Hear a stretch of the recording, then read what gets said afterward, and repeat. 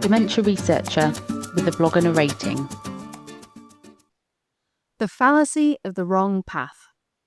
The more young people I have the pleasure of meeting within a careers context, the more pervasive I'm finding the notion that when it comes to our academic and working lives, there are only two choices, the right one and the wrong one.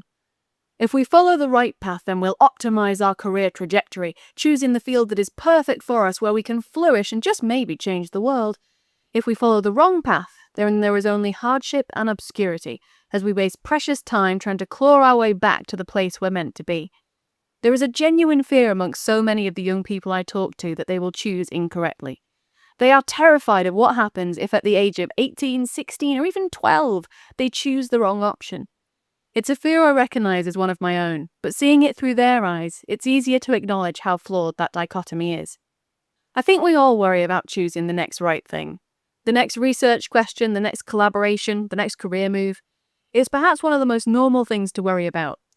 But I don't think the issue is fundamentally different for us than it is for children figuring out their first career move.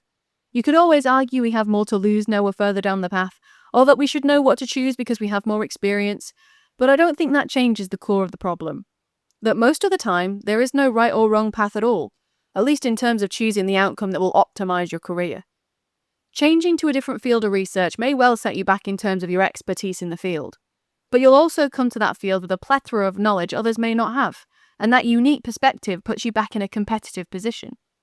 Changing to incorporate more teaching in your life may detract from the amount of research you get to do, but you'll also get to engage with students learning the fundamentals of your field for the first time, seeing it fresh through their eyes. Even huge life choices like choosing to have a child fall into this category. There is no right or wrong, only a different.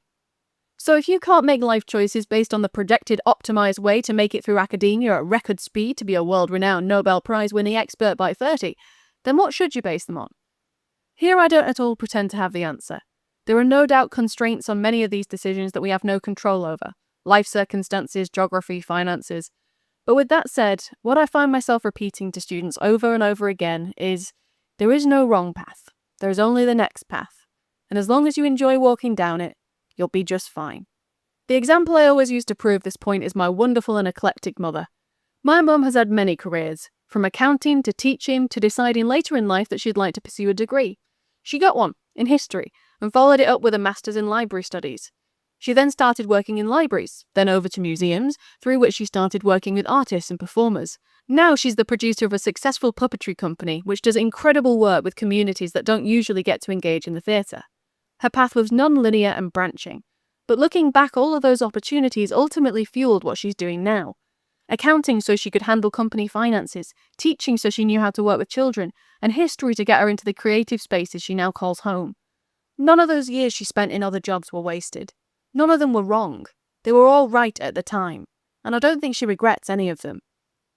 As I come to the final few months of my PhD and begin looking to the future, I am clinging onto the advice that I have given young people for years.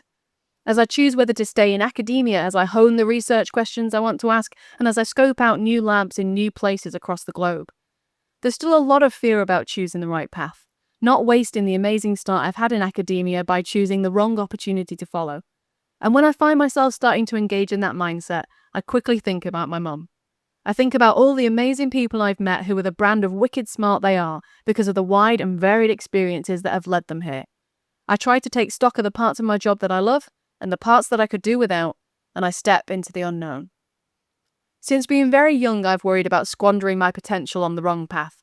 But looking forward, I can honestly say that the uncertainty around my next destination excites me in a way it hasn't before. I'm excited to take some wrong paths that lead me to interesting places.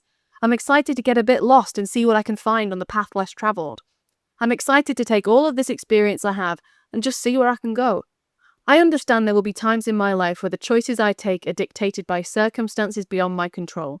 And so if you're in the lucky position to be paralysed by choice, don't worry about the wrong path.